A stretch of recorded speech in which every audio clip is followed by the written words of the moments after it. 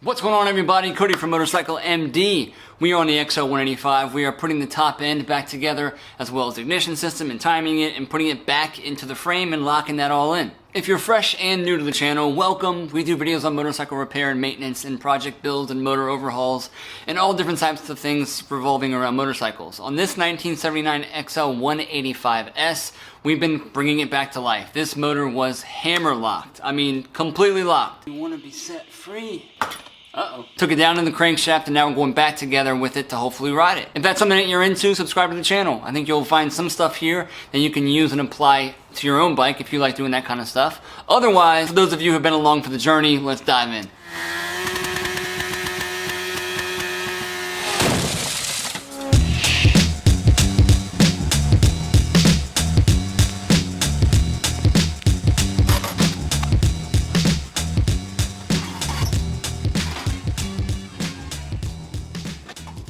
Alright, so let's put this head together. Got springs, retainers, shims, all kinds of stuff. I did pick up this pretty nifty valve spring compressor tool for the house.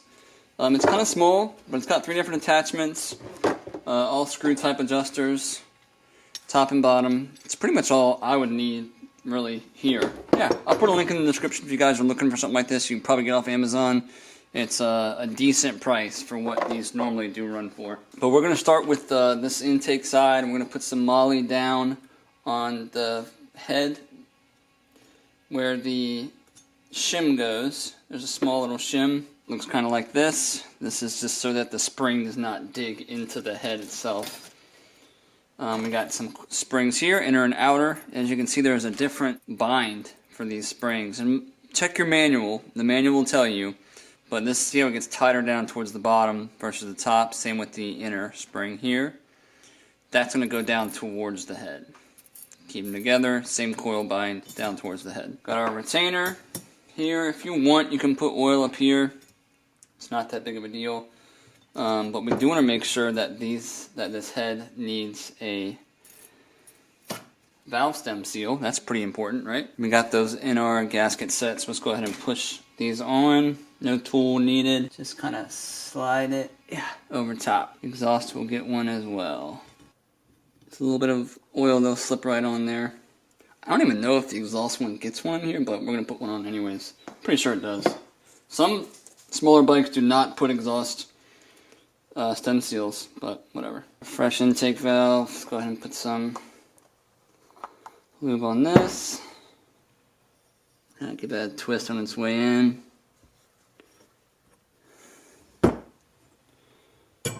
Find the bottom of the valve, which it's already on. Let's tighten up this bottom. Pushes the spring in. See, we can still kind of move it around inside of there. We don't want to come up too far with it. So we're just going to try to wiggle this around until I can get both of these in there. Sometimes if you go out too far, you still can't get it in there.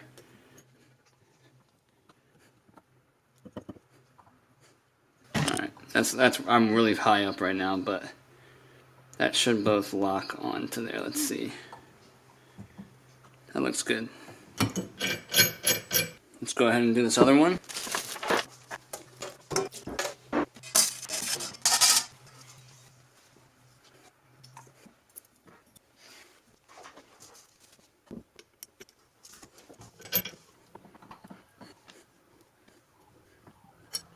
And we can just go ahead and make sure these are seated. Old trick is just to hit these with a little hammer. That hopefully helps to finalize the seating process of those cotters. 2 more bags gone. Now we'll hop over to the top of the valve cover. This guy right here. As this guy also gets some parts, we got the rockers right here. We got the rocker arms. There, we have a hold or set plate to keep those in there. We have a seal to put in, and also our decompression valve that has to go in. And of course, nuts, bolts, screws, and washers that help that out.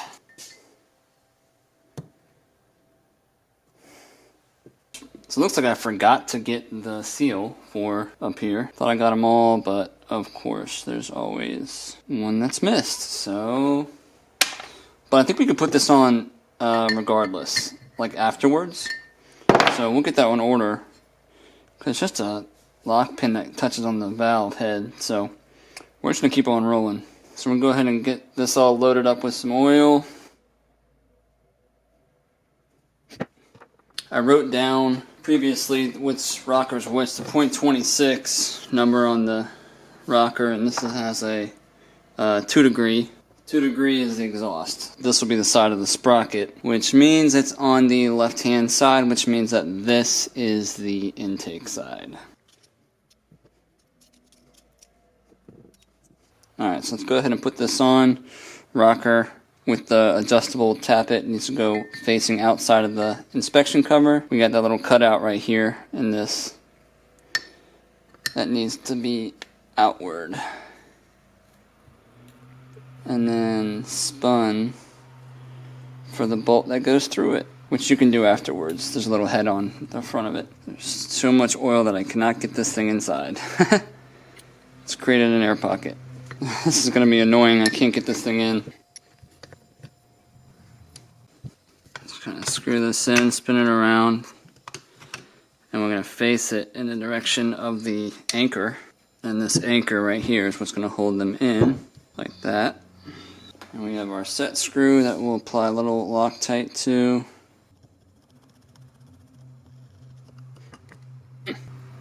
Beautiful. Yeah, so this little decompression valve, once it's down and we're installed, I'm almost positive I can just slip this in afterwards. We might need to bring the adjuster way out, but we'll see. We'll see. In the meantime, we will also apply a little moly to the pads of these. Alright, let's slide on over to the motor. We got some dowel pins to go in. Boom. One there and one here. We are reusing the dowels. We do have a special O-ring that needs to go over here. Far right corner. Came in our gasket pack. Only one O-ring. And we have the infamous head gasket. Put it down like that. And hopefully fit. Clean, maybe. If you really want to. Whew. There we go. There you go. Okay. We're cooking. Matches the bore pretty well. No, I'm not putting any silicone here. We're going to drop this in. Might need to get a little hanger for the cam chain. I don't completely lose that. I'm going to plop this head down. Up through here like so. Gotta pull that out. Now we can continue down. Let's go ahead and throw this pin in for the cam chain guide. Alright, we went ahead and already sanded down this a little bit to get some of that pocket out, but that's kind of inevitable. Our oil plug is in place. We can drop some oil here. Back here, there's a little guide hole right there for that cam holder. Cam has been washed and cleaned to the best that I can. Here's our cam holder right here that's going to sit in that pocket back there. Let's go ahead and put some oil on this stuff. And we have our shim right here as well. That shim's going to go right here. We can put our pin for the cam holder down. We're going to have to mess with this a little bit. We'll be pulling this cam back off. And we'll need to get some chain slack for our cam chain as well. It'll be a little hard to get everything in the shot, but we're going to go with an adjustable cam. We're not 100% certain that the cam gear, the lower cam gear, got placed right where it needed. The tooth on the cam gear needs to be lined up with the dowel pin, and we're a little, like a millimeter or two off, which isn't the end of the world. But if we need to adjust anything, we can with this guy here, which is pretty cool. But we need to get some chain slack. So down here, what we can do is we can push this arm down pretty much as far as we can get it. Then we'll just lock this back in. Just kind of putting pressure on the guide that way. Don't have to crank it down. But we need to get this chain out of here like this. Let's go ahead and pull this cam back off.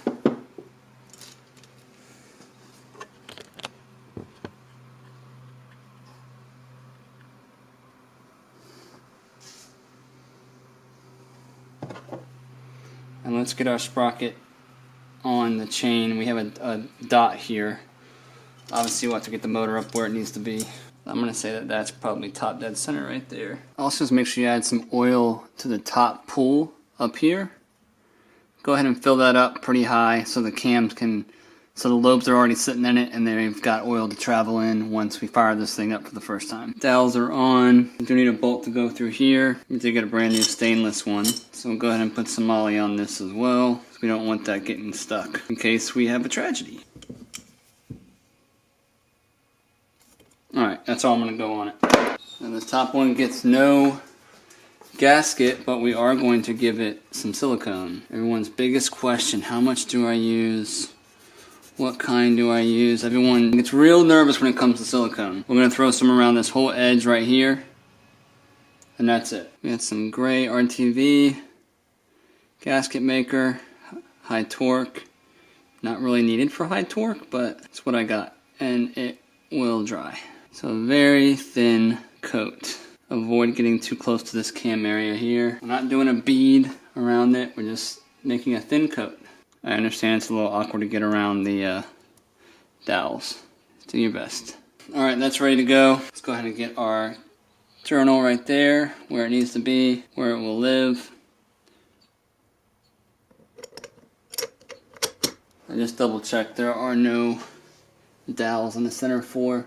Let's go ahead and pull these up while we're going down.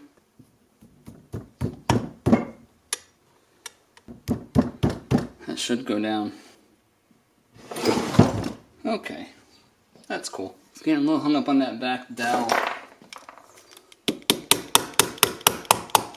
There we go. There are those. That's down. Let's go ahead and crack our adjusters loose. So we're going to want to back these as far out as they can go. Pretty much almost out. So we're not going to interfere with anything. Here we have our washers.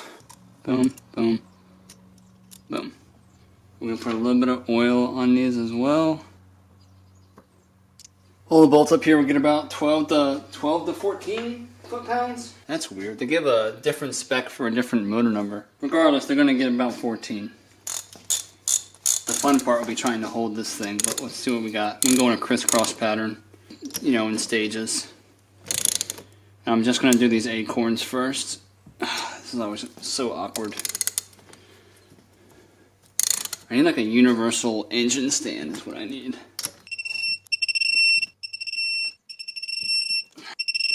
Let's go ahead and grab this chain for right now. We'll get the other bolts here in a minute. Those get the same amount of torque. Let's see if we can't get the camshaft in there. I'm going to pull the zip tie off because it has our pin. I'm going to pull this pin out that we use to locate the ignition plate. Oh, there we go. Okay. Lobes will face downward.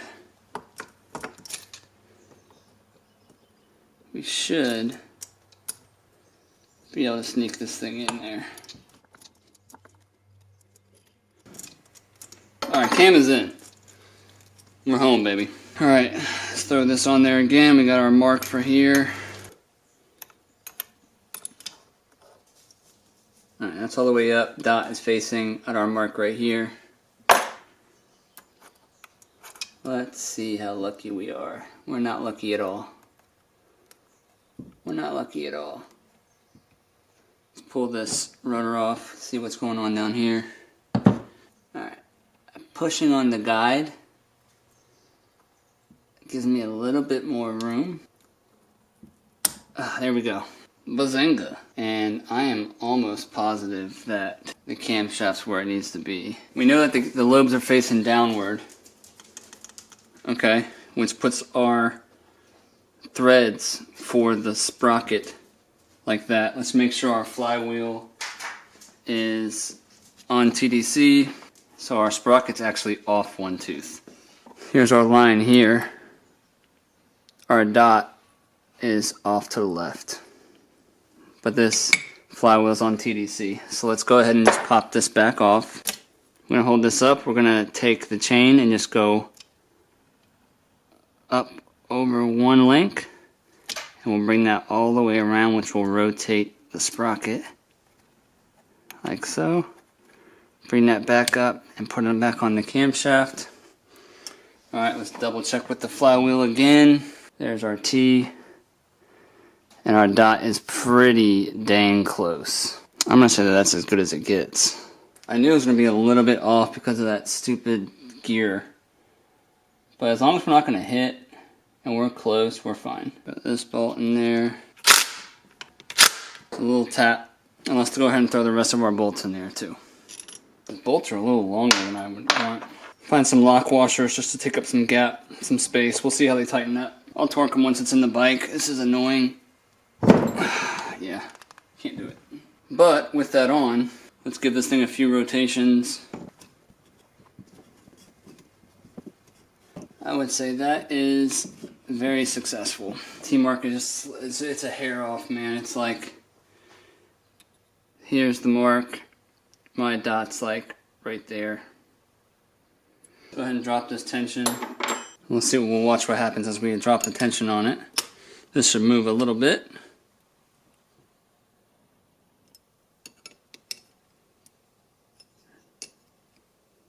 But we're going to find top dead center right there. And we'll tighten this tension down. I'm ready to get this stupid thing in the frame. It's annoying trying to tighten all this stuff down. How's it sitting?